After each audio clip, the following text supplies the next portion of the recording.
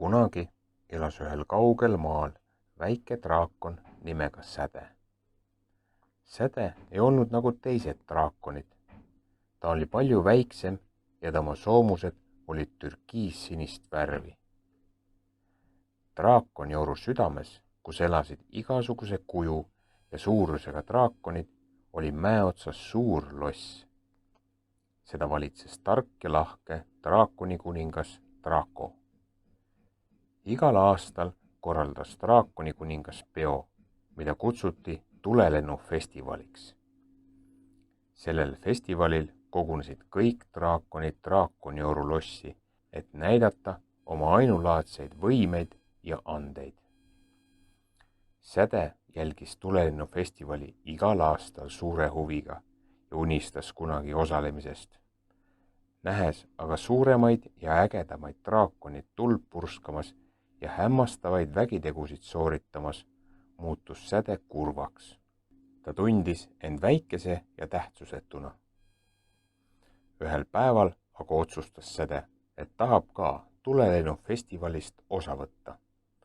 Ta läks külla oma sõbrale, vanale targale öökullile nimega Oliver, et nõu küsida. Ta rääkis oma otsusest. Lahke ja asjatundlik Oliver andis Sädele väärtuslikke nõuandeid. Ta ütles: Säde, pole vahet, kui suur või väike sa oled. Tõeliselt oluline on julgus sinu sees. Kui sa usud endasse, võid saavutada kõike. Nende julgustavate sõnadega läks Säde lähedal asuvale lagendikule, et avastada oma ainulaadset annet. Ta proovis tuld pursata, kuid suust tuli vaid väike suitsupahvak. Ta püüdis lennata sama kõrgele kui teised võimsad draakonid, kuid tema tiivad polnud piisavalt tugevad.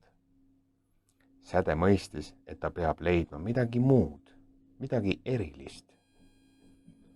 Ühel õhtul läks Säde metsa. Mööda kitsast metsarada kõndides kohtas ta tulikärbseid. Nad tantsisid tema ümber, jättes maha vilkuvate tulede raja. Säde vaatas imestusega, kuidas tulikärbsed lõid õhku kauni helendava mustri. Ta mõtles, võib-olla saan luua midagi sama ilusat ja ainulaadset, aga ma ei oska ju tuld pursata ja mul ei ole midagi helendavat, kurvastas Säde. Metsas veel ringi vaadates nägi ta oravaid, kes agaralt puude vahel hüppasid.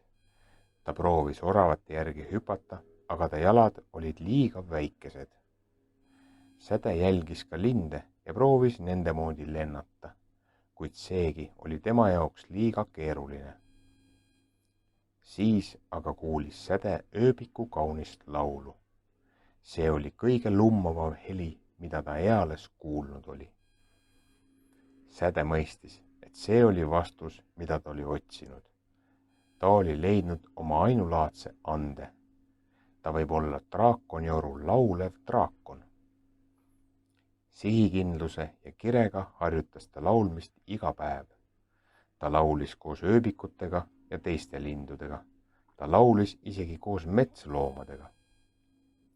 Ühel päeval, kui Säde õues oma laulmist harjutas, juhtus üks sarvik temast mööduma. Ta kuulas, kuidas Säde laulis ja ütles: sul on imeilus hääl ja sinu laul on nagu päikesekiir selles metsas.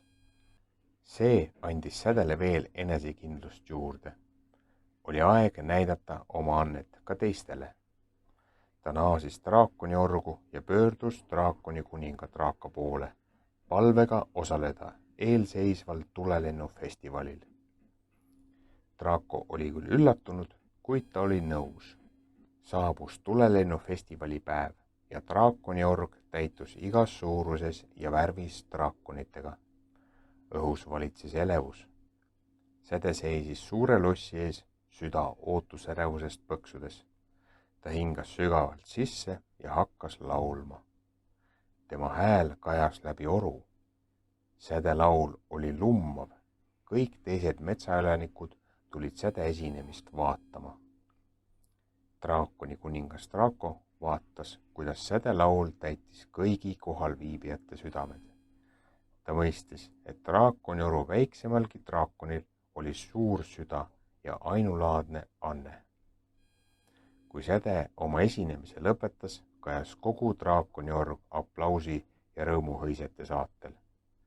Teised draakonid õnnitlesid sädet suurepärase esitluse puhul. Nii tähelepanuväärset ja südant soojendavat etendust polnud tulelennufestivalil varem nähtud. Sellest päevast alates sai sädest tuntud kui suure südamega vapper väike draakon,